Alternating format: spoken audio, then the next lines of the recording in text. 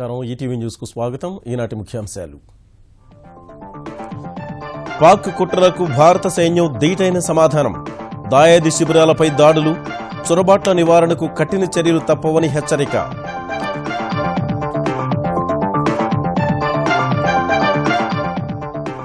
London ఉగ్రదాడిలో 22కు పెరిగిన మృతులు బాధ్యతను ప్రకటించుకున్న ఐఎస్ తీవ్రవాద సంస్థ ఓ యువకుడిని అరెస్టు చేసిన ఇంగ్లాండ్ పోలీసులు చైనా చేపట్టిన ఒకే ప్రాంతం ఒకే రహదారి ప్రాజెక్టుకు మోదీ ధీటైన ప్రతిపాదన ఆసియా ఆఫ్రికా దేశాల మధ్య అభివృద్ధి కారిడార్ నిర్మిద్దామని పిలుపు దక్షిణాదిలో కమలదళం బలోపేతానికి తెలంగాణ బాటలు వేయాలన్న అమిత్ షా 2019 ఎన్నికల్లో అధికారానికి వస్తామని నల్గొండ పర్యటనలో ధీమా జీహెచ్ఎంసీ పారిశుద్ధ్య కార్మికులకు శుభవార్త వేతనాలు 12,500 నుంచి 14,000కు పెంపు తెలంగాణలో విద్యా వాలంటీర్ల జీతాలు పెంచుతూ ప్రకటన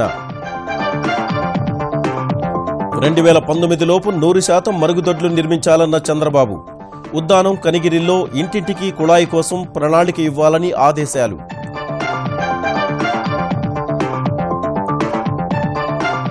ప్రకాశం జిల్లాలో తెలుగు తమ్ముళ్ల బాహాబాహి ఒంగోలులో కరణం గొట్టిపాటి వర్గీయుల ఘర్షణ అధిష్టానం జోక్యం కోరిన జిల్లా అధ్యక్షుడు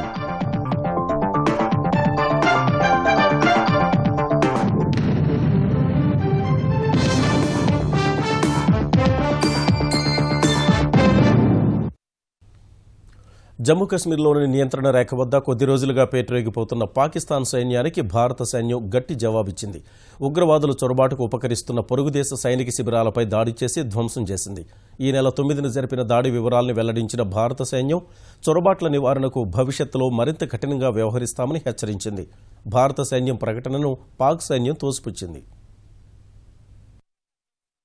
పాకిస్తాన్ సైన్యం హద్దుమీరి ప్రవర్తిస్తే కఠిన చర్యలు తప్పవని పదే పదే చెబుతూ వస్తున్న భారత్ మరోసారి చేతల ద్వారా పొరుగు దేశానికి గట్టి హెచ్చరిక పంపింది పద్ధతి మార్చుకోకపోతే భవిష్యత్తులో తీవ్ర పరిణామాలు ఎదుర్కోక తప్పదన్న సందేశమిస్తూ పాక్ సైనిక శిబిరాలపై దాడికి దిగింది ఉగ్రవాదుల చొరబాటుకు వీలు కల్పించేలా కొన్నాళ్ల నుంచి పాక్ సైన్యం జమ్మూ కశ్మీర్లోని నియంత్రణ రేఖ వద్ద ఏకపక్ష కాల్పులతో రెచ్చిపోతున్న వేళ నౌషరా సెక్టార్లోని నియంత్రణ రేఖ వెంట ఉన్న పాక్ సైనిక శిబిరాలపై భారత సైన్యం బాంబుల వర్షం కురిపించింది రాకెట్ లాంచర్లు యాంటీ ట్యాంక్ గైడెడ్ క్షిపణులు స్వయంచాలిత గ్రెనేడ్ లాంచర్లతో పాక్ సైనిక శిబిరాల్ని ధ్వంసం చేసింది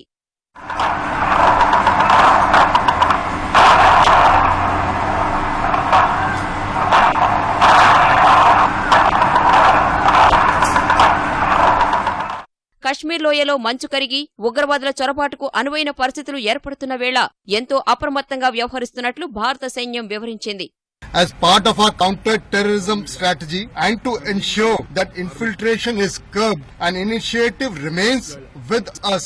Indian Army proactively dominates line of control.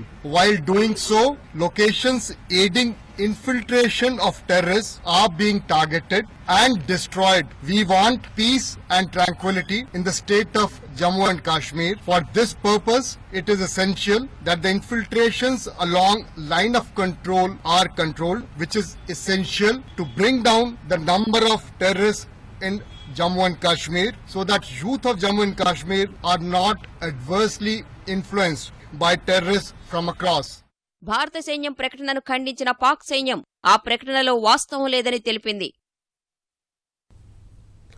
Pak సైనిక శిబిరాలపై భారత సైన్యం చేసిన దాడుల్ని పూర్తిగా సమర్థిస్తున్నట్లు కేంద్రం స్పష్టం చేసింది జమ్మూ కశ్మీర్లో శాంతి స్థాపనకు అలాంటి చర్యలు ఎంతో అవసరమని రక్షణ మంత్రి అరుణ్ జైట్లీ అభిప్రాయపడ్డారు కశ్మీర్లో ఉగ్రవాద నిర్మూలనకు సైన్యం ఆచితూచి చర్యలు చేపడుతోందని ట్విట్టర్లో పేర్కొన్నారు దేశంలోని పార్టీలన్నీ కూడా భారత సైన్యం చర్యను స్వాగతించాయి పాక్కు బుద్ధి చెప్పేందుకు మరింత కఠినంగా వ్యవహరించాల్సి ఉందని అభిప్రాయపడ్డాయి सरकार ने भी सदैव कहा है कि किसी भी कीमत पर टेररिज्म और इन्फिल्ट्रेशन इनको बढ़ावा नहीं दिया जाएगा, इनको टॉलरेट नहीं किया जाएगा। और आज इसी संदेश को जिस प्रकार से इंडियन आर्मी ने बढ़ाया है, यह अपने आप में काबिले तारीफ है। हम आर्मी का सलाम करते हैं। सवाल ये है कि सेना तो इतनी बहादुरी से काम कर रही है, पर देश की सरकार कहां है? देश की सरकार क्या कर रही है हमारी सेना की मदद के लिए? आए दिन पाकिस्तान उग्रवादियों को बिठाए है, पूरे पाकिस्तान ऑक्यूपाइड कश्मीर के अंदर कैंप चला रहा है, परंतु सरकार सोई पड़ी है। कब जागेगी मोदी सरकार और कब कार्रवाई करेगी, अंतर्राष्ट्रीय स्तर पर इतना दबाव डालेगी कि पाकिस्तान ऑक्यूपाइड कश्मीर के उग्रवादी कैंप खत्म हो और आए दिन पाकिस्तान से धकेले जाने वाले उग्रवादी बंद हो। ఒకే ప్రాంతం ఒకే రహదారి పేరుతో పొరుగు దేశం చైనా భారీ ప్రాజెక్టును ప్రారంభించిన వేళ ఆసియా ఆఫ్రికా దేశాల మధ్య అభివృద్ది కారిడార్ను ముందుకు తీసుకువెళ్లాల్సిన అవసరం ఉందని ప్రధాని నరేంద్ర మోదీ వ్యాఖ్యానించారు. గుజరాత్లోని గాంధీనగర్లో ఆఫ్రికా అభివృద్ది బ్యాంక్ AFDB 52వ వార్షిక సర్వసభ్య సమావేశంలో పాల్గొన్న మోదీ ఆసియా ఆఫ్రికా అభివృద్ది కారిడార్పై ఇదివరకే జపాన్తో చర్చించినట్టు చెప్పారు. ఈ అంశంపై ఆఫ్రికా దేశాలతో కలిసి ముందుకు వెళ్లాలని భావిస్తున్నట్లు, ఈ దిశలో చర్చలు జరపనున్నట్లు వెల్లడించారు. ఈ కారిడార్ను అభివృద్ది చేస్తే భారత్ ఆఫ్రికా మధ్య సంబంధాలు మరింత బలపడతాయని మోదీ వివరించారు. కారిడార్పై ఇప్పటికే భారత్, జపాన్ పరిశోధన సంస్థలు నివేదికను రూపొందించాయని చెప్పారు.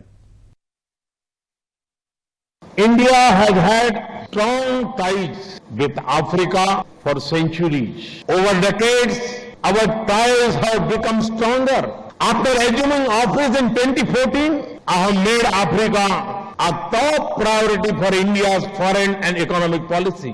The year 2015, third India-Africa summit held that year was attended by all 54 African countries having diplomatic relations with India. India is proud of its educational and technical ties with Africa. దక్షిణ భారతదేశంలో party బలోపేతానికి తెలంగాణ ముఖద్వారం కావాలని భాజపా జాతీయ అధ్యక్షుడు అమిత్ షా పిలుపునిచ్చారు.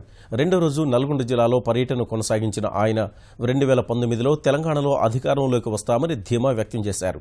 70 ఏళ్లలో తెలంగాణకు ఏ కేంద్ర ప్రభుత్వం చేయని విధంగా 3 ఏళ్లలోనే 1,00,000 కోట్లకు పైగా నిధులు కేటాయించామని అమిత్ షా స్పష్టం చేశారు.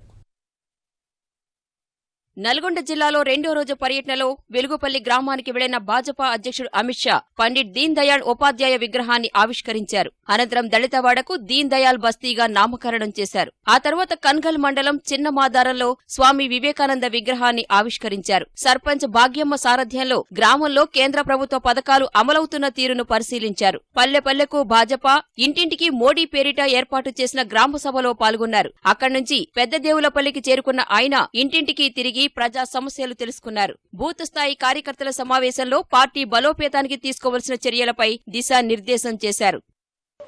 ये जो भारतीय जनता पार्टी की विस्तार यात्रा है, उसमें भारतीय जनता पार्टी ने तय किया है कि मोदी जी के नेतृत्व में कश्मीर से कन्याकुमारी और आसाम से गुजरात तक हर प्रदेश के अंदर भारतीय जनता पार्टी को मजबूत करना है. और मैं तो मन से चाहता हूं दक्षिण भारत में भाजपा का प्रवेश द्वार तेलंगाना बने, तेलंगाना से हमारी मजबूत पार्टी की शुरुआत हो. అనంతరం నల్గొండ చేరుకున్న అమిత్ షా ఏపీలో మాత్రమే తెలుగుదేశం తమకు మిత్రపక్షమని, తెలంగాణలో తెరాస మిత్రపక్షమో కాదో పరిశీలిస్తే తెలుస్తుందని అన్నారు. 3 ఏళ్ల మోదీ పాలనను ప్రత్యర్థులు కూడా వేలెత్తి చూపలేకపోయారన్న ఆయన తెలంగాణకు 70 ఏళ్లలో చేయని సాయాన్ని ప్రస్తుతం కేంద్రం అందిస్తోందన్నారు.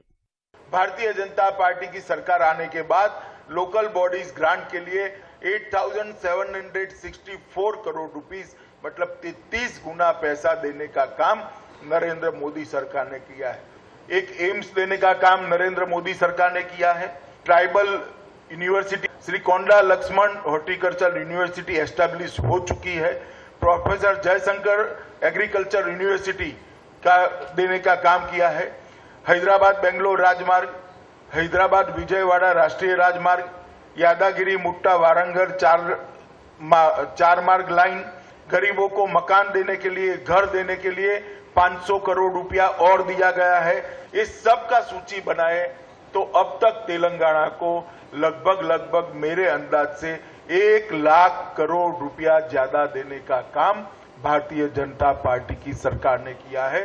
తెలంగాణలో భాజపా పటిష్టమైన పార్టీగా మారనుందన్న ఆయన పార్టీలోకి వచ్చేవారిని స్వాగతిస్తామన్నారు. రేపు కూడా నల్గొండ జిల్లాలో అమిత్ షా పర్యటన కొనసాగనుంది. తెలంగాణ రాష్ట్ర అవతరణ వేడుకలు పండుగ వాతావరణంలో జరగాలని ముఖ్యమంత్రి కేసీఆర్ సూచించారు. వేడుకలపై సమీక్ష నిర్వహించిన ఆయన అన్ని జిల్లా కేంద్రాల్లోనూ అమరవీరులకు నివాళి అర్పించి ఉత్సవాలు ప్రారంభించాలని ఆదేశించారు. హైదరాబాద్ గన్ పార్క్ వద్ద అమరవీరులకు తాను నివాళులు అర్పిస్తానన్న కేసీఆర్ జిల్లా కేంద్రాల్లో అమరవీరుల స్తూపాలు లేకపోతే తాత్కాలికంగా ఏర్పాటు చేయాలని స్పష్టం చేశారు. జూన్ 3న కేసీఆర్ కిట్ల పంపిణీ, 4న ఒంటరి మహిళలకు భృతి పంపిణీ మండలం యూనిట్గా నిర్వహించాలని ఆదేశించారు. రాష్ట్ర అవతరణ దినోత్సవాల సందర్భంగా హైదరాబాద్ సహా జిల్లా కేంద్రాల్లోని ప్రతి ముఖ్య కూడలిని అలంకరించాలని నిర్దేశించారు. హోటళ్లు, రెస్టారెంట్లలోనూ రాష్ట్ర అవతరణ వేడుకల వాతావరణం కనిపించాలని స్పష్టం చేశారు. గ్రేటర్ హైదరాబాద్ మున్సిపల్ కార్పొరేషన్ పరిధిలోని పారిశుద్ధ్య కార్మికుల వేతనాలు మరో 1,500 పెంచాలని ముఖ్యమంత్రి కేసీఆర్ నిర్ణయించారు. ప్రస్తుతం వారికి 12,500 రూపాయలు వేతనం అందుతుండగా ఇక నుంచి 14,000 రూపాయల వేతనం అందనుంది. తెలంగాణ పురపాలక శాఖ మంత్రి కేటీఆర్ హైదరాబాద్ మేయర్, కమిషనర్ విజ్ఞప్తి మేరకు ఈ నిర్ణయం తీసుకున్నారు. ఇతర మున్సిపాలిటీల్లోని కార్మికుల వేతనాల పెంపునకు సానుకూలత వ్యక్తం చేసిన కేసీఆర్ ఆయా మున్సిపాలిటీల ఆర్థిక పరిస్థితి, పన్ను వసూళ్ల వివరాలు సేకరించిన తర్వాత తుది నిర్ణయం తీసుకుంటామని తెలిపారు. స్వచ్ఛ ఆంధ్రప్రదేశ్, స్వచ్ఛ భారత్ నినాదంతో 2019లోపు 100% మరుగుదొడ్ల నిర్మాణం జరిగి తీరాలని ముఖ్యమంత్రి చంద్రబాబు స్పష్టం చేశారు. పంచాయతీరాజ్, గ్రామీణాభివృద్ధి, అటవీ శాఖలపై సమీక్ష నిర్వహించిన ఆయన ఉద్దానం, ప్రకాశం జిల్లా కనిగిరి ప్రాంతాల్లో ప్రతి ఇంటికి కుళాయి ద్వారా నీళ్లు ఇచ్చేందుకు ఎంత ఖర్చవుతుందో సమగ్ర ప్రణాళిక సిద్ధం చేయాలని ఆదేశించారు.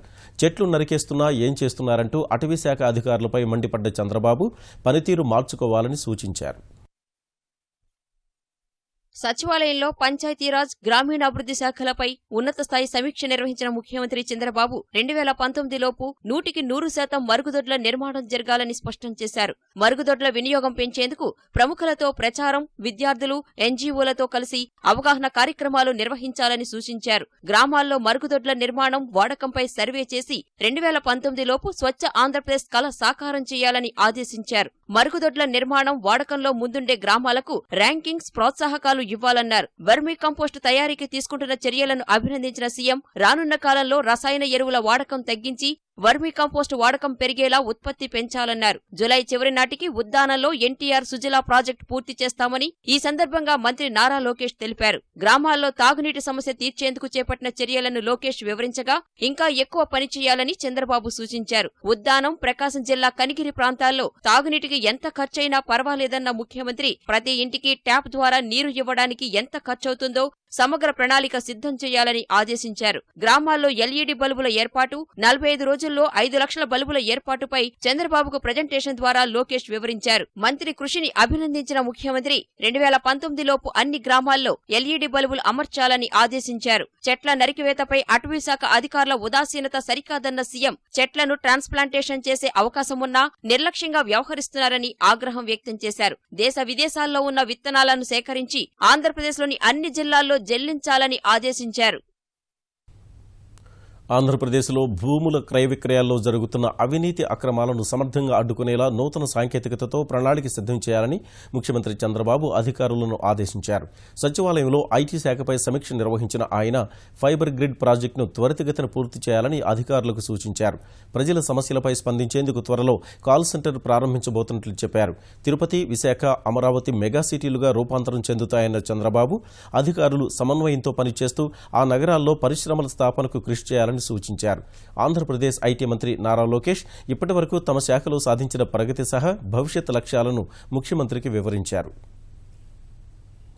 ప్రకాశం జిల్లా అద్దంకి నియోజకవర్గానికి చెందిన గొట్టిపాటి రవి, కరణం బలరాం మధ్య నెలకొన్న విభేదాలు తెలుగుదేశం సంస్థాగత ఎన్నికల సందర్భంగా మళ్లీ భగ్గుమన్నాయి.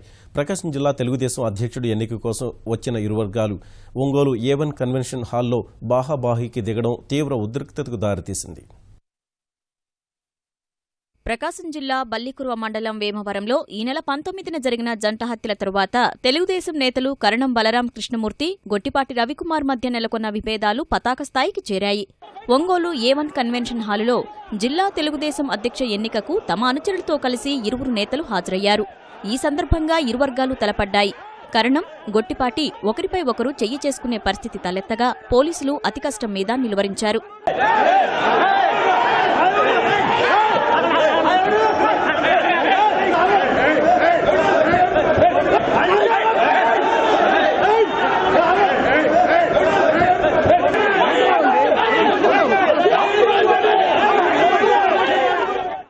బలరాం, గొట్టిపాటి రవికుమార్కు మంత్రులు సిద్ధా రాఘవరావు, పరిటాల సునీత, ఎంపీ శ్రీరామ్ మాల్యాద్రి సర్ది చెప్పారు. ఇరు వర్గాల అనుచరులను సమావేశ మందిరం నుంచి బయటకు పంపుతుండగా మళ్లీ తోపులాట జరిగింది. పరిస్థితి ఇలాగే కొనసాగితే శాంతి భద్రతలు అదుపు తప్పే ప్రమాదముందని గ్రహించిన మంత్రులు సిద్ధా, పరిటాల సునీత, గొట్టిపాటి రవికుమార్తో చర్చించి సమావేశం నుంచి పంపివేశారు. గిద్దలూరు, కందుకూరు ఎమ్మెల్యేలు కూడా గొట్టిపాటి రవితో పాటు వెళ్లిపోయారు. గొట్టిపాటి రవి అంగరక్షకుడి దురుసు ప్రవర్తనే A1 కన్వెన్షన్ సెంటర్ హాల్ వద్ద ఘటనకు కారణమని కరణం బలరాం అన్నారు. మరోవైపు ఈ ఘటన దురదృష్టకరమన్న ప్రకాశం జిల్లా తెలుగుదేశం అధ్యక్షుడు దామచర్ల జనార్దన్ విషయాన్ని అధిష్టానం దృష్టికి తీసుకువెళ్తామని చెప్పారు. ఆ గన్మెన్ దురుసు ప్రవర్తన నోరు దాటం వల్ల జరిగింది. అది కూడా ఆవేశం, వాళ్ళు చేసిన దాన్ని మనాడు కూడా దాన్ని గట్టిగా ఫీల్ అయ్యి జరిగినటువంటి సంఘటన. అది జరిగిన సంఘటనకి పార్టీకి సంబంధం లేదు. ఇష్యూ వేరు, మీ బయట ఫోకస్ అవుతుంది వేరు. స్పష్టంగా చెప్తున్నాను, వాళ్ళు మోటివేటెడ్గా ఇది కావాలని క్రియేట్ చేశారనే నాకున్నటువంటి అభిప్రాయం. ఏదైనా కూడా తెలుగుదేశం పార్టీలో ఇలాంటి సంస్కృతి ఎప్పుడూ లేదు. ఎప్పుడు కూడా ముఖ్యమంత్రి గారు ఏం చెప్తారో దాని శిరసా మేము అందరం కూడా పాటిస్తూ వచ్చాం.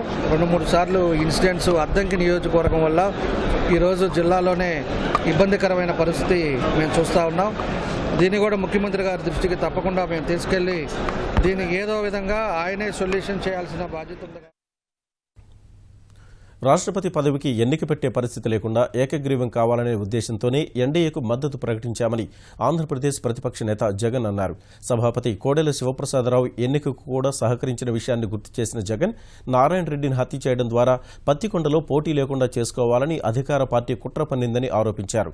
అయితే నారాయణ రెడ్డి మరణించినా ఆయన భార్యను నిలబెట్టి 2019లో భారీ విజయం సాధిస్తామని చెప్పారు.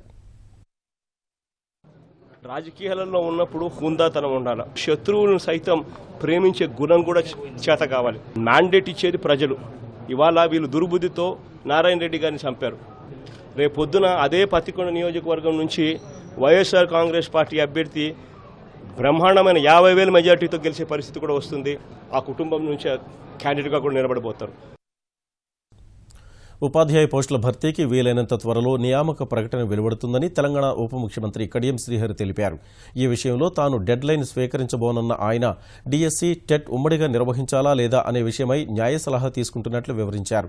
ఉపాధ్యాయుల బదిలీ ఆలోచన లేదని కడియం స్పష్టం చేశారు. 35 గురుకుల పాఠశాలలకు ఇంటర్మీడియట్ వరకు స్థాయిని పెంచనున్నట్లు వెల్లడించారు. విశ్వవిద్యాలయాల్లో ఖాళీల భర్తీకి తీసుకుంటున్న చర్యలను ఉప ముఖ్యమంత్రి ప్రకటించారు.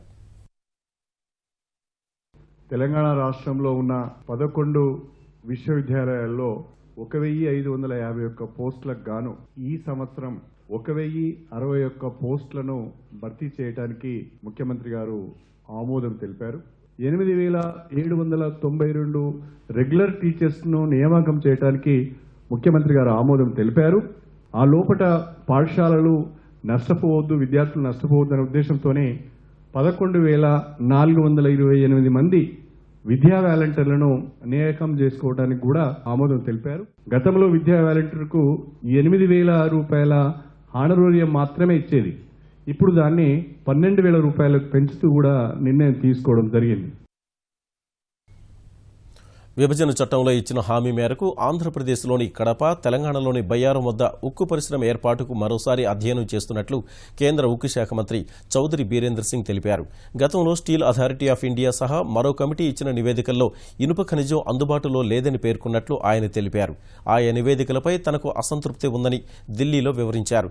నెల రోజుల్లో టాస్క్ ఫోర్స్ నివేదిక వచ్చే అవకాశముందన్న ఆయన తెలుగు రాష్ట్రాలకు చెందిన కేంద్ర మంత్రులు వెంకయ్యనాయుడు, సుజనా చౌదరి, బండారు దత్తాత్రేయతో కలిసి వీలైనంత త్వరగా నిర్ణయం తీసుకుంటామన్నారు. ఇనుప ఖనిజం అందుబాటులో లేకుంటే పనికిరాని ఇనుప వస్తువుల్ని కరిగించి ఉక్కు తయారు చేసే పరిశ్రమను స్థాపించే అవకాశాలను పరిశీలిస్తామని తెలిపారు. తెలుగుదేశం తెలంగాణ శాఖ హైదరాబాద్ నాంపల్లి ఎగ్జిబిషన్ మైదానంలో రేపు నిర్వహించబోయే మహానాడులో కేసీఆర్ ప్రభుత్వ వైఫల్యాలపై తీర్మానాలు చేస్తామని తెలుగుదేశం తెలంగాణ అధ్యక్షుడు ఎల్ రమణ తెలిపారు. సమావేశం ఏర్పాట్లను పరిశీలించిన రమణ రేపటి మహానాడుకు పార్టీ జాతీయ అధ్యక్షుడు చంద్రబాబు హాజరవుతారని చెప్పారు. ఇక్కడ చేపట్టిన తీర్మానాలను విశాఖలో 27 నుంచి జరిగే మహానాడులో ఆమోదింపు చేసుకుంటామని చెప్పారు. మాంచెస్టర్ ఆత్మాహుతి ఉగ్రదాడిని తీవ్రంగా పరిగణిస్తున్న ఇంగ్లాండ్ పోలీసులు ఈ దాడితో సంబంధం ఉందని భావిస్తున్న 23 ఏళ్ల యువకుడిని అరెస్ట్ చేశారు. ఒకే వ్యక్తి ఈ దాడికి పాల్పడ్డారని ప్రాథమికంగా నిర్ధారణకు వచ్చిన ఇంగ్లాండ్ పోలీసులు అతడు చనిపోయినట్టు తెలిపారు. అత్యధిక ప్రాణ నష్టం కలిగించాలనే లక్ష్యంతోనే పాప్ గాయని ఆరియానా గ్రాండే కార్యక్రమం ముగిసిన సమయాన్ని ఎంచుకున్నట్లు తెలిపారు. మాంచెస్టర్ దాడిలో మొత్తం 22 మంది చనిపోగా 59 మంది గాయపడ్డారని తెలిపిన పోలీసులు క్షతగాత్రులకు 8 ఆసుపత్రుల్లో చికిత్స అందిస్తున్నట్లు వెల్లడించారు. దాడికి బాధ్యుడిని గుర్తించామని చెప్పిన వారు భద్రతా కారణాలతో వివరాలు వెల్లడించలేమన్నారు. మరోవైపు మాంచెస్టర్ దాడిని దృష్టిలో పెట్టుకుని అత్యవసర కేబినెట్ సమావేశం నిర్వహించిన ప్రధాని థెరెసా మే దాడికి పాల్పడిన వారిని వదిలిపెట్టేది లేదని తేల్చి చెప్పారు. మాంచెస్టర్ దాడికి బాధ్యతను ప్రకటించిన ఐఎస్ తీవ్రవాద సంస్థ మరిన్ని దాడులు జరుపుతామని హెచ్చరించగా లండన్ సహా బ్రిటన్లోని ప్రధాన ప్రాంతాల్లో భద్రతను కట్టుదిట్టం చేశారు. అవినీతి ఆరోపణలపై దక్షిణ కొరియా అధ్యక్ష పదవి నుంచి ఇటీవలే అభిశంసనకు గురైన పార్క్ గున్-హేపై విచారణ ప్రారంభమైంది. మార్చి 31న అరెస్టైన తర్వాత తొలిసారి బయటకు వచ్చిన ఆమె చేతులకు బేడీలతో కనిపించారు. పార్క్ ఆమె సన్నిహితురాలు చోయ్ సూన్ సిల్ను పోలీసులు సియోల్ కేంద్ర జిల్లా న్యాయస్థానంలో హాజరుపరిచారు. శాంసంగ్, లోట్టే, ఎస్కే సంస్థల నుంచి $5,20,00,000 లంచం తీసుకోవడం, అధికార దుర్వినియోగానికి పాల్పడడం వంటి 18 అభియోగాలపై త్రిసభ్య ధర్మాసనం విచారణ ప్రారంభించింది. ఈ విచారణలో తాను ఎలాంటి తప్పు చేయలేదని పార్క్ గున్-హే ఖరాఖండిగా చెప్పగా ఆమె సన్నిహితురాలు చోయ్ మాత్రం మాజీ అధ్యక్షురాల్ని కోర్టు బోను ఎక్కించిన పాపినంటూ ఆవేదన వ్యక్తం చేశారు. అవినీతి ఆరోపణలు రుజువైతే పార్కుకు కనీసం 10 ఏళ్లు జైలు శిక్ష పడే అవకాశముంది. 2020 నాటికి 50 కోట్ల మంది ఖాతాదారులే లక్ష్యంగా ప్రముఖ డిజిటల్ చెల్లింపుల సంస్థ పేటీఎం చెల్లింపుల బ్యాంకును ప్రారంభించింది. ఎయిర్టెల్, ఇండియా పోస్ట్ తర్వాత ఆర్బీఐ అనుమతులతో చెల్లింపుల బ్యాంకును ఏర్పాటు చేసిన మూడో సంస్థగా పేటీఎం నిలిచింది. ఖాతాదారుల్ని ఆకట్టుకునేందుకు పొదుపు ఖాతాలోని సొమ్ముపై 4% వడ్డీ, డిపాజిట్లపై క్యాష్ బ్యాక్, ఉచిత ఆన్లైన్ లావాదేవీలు సహా కనీస బ్యాలెన్స్ అవసరం లేదని ప్రకటించింది. టోల్ ప్లాజాల వద్ద వాహనాలు ఆగకుండా డిజిటల్ చెల్లింపులు జరిగేటట్లు భారతీయ state bank SBI FASTag కార్డును అందుబాటులోకి తెచ్చింది. ఫాస్ట్ ట్యాగ్ ప్రీపెయిడ్ కార్డును వాహనదారులు కొనుగోలు చేసి అద్దానికి అంటిస్తే టోల్ ప్లాజా వద్ద ఏర్పాటు చేసిన స్కానర్ బోర్డుపై బార్ కోడ్ను 21 మీటర్ల దూరం నుంచే గుర్తిస్తుంది. వాహనం టోల్ ప్లాజా దాటగానే కార్డు నుంచి టోల్కు సరిపడా నగదు ప్లాజా యాజమాన్య ఖాతాకు చేరుతుంది. సేవింగ్స్ ఖాతాకు కార్డును అనుసంధానిస్తే ఆ ఖాతా నుంచి టోల్ ఫీజు చెల్లింపు జరుగుతుంది. తెలంగాణ సర్కిల్ పరిధిలో ఇప్పటివరకు 6,600 ప్రీపెయిడ్ కార్డులు జారీ చేశామని, మార్చి నాటికి 50,000 జారీ చేయాలని లక్ష్యంగా పెట్టుకున్నట్లు ఎస్బీఐ పేర్కొంది.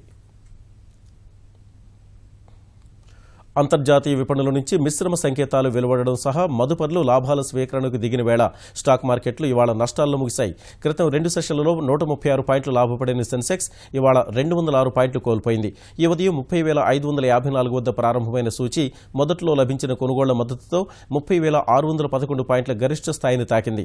తర్వాత వైద్యం, విద్యుత్, స్థిరాస్తి, ప్రభుత్వ రంగ సంస్థలు, ఎలక్ట్రానిక్ ఉపకరణాలు, చమురు, సహజవాయువు సహా మరికొన్ని ప్రధాన రంగాల వాటాల అమ్మకానికి మదుపర్లు మొగ్గు చూపగా 30,317 పాయింట్ల కనిష్ట స్థాయికి పతనమైంది.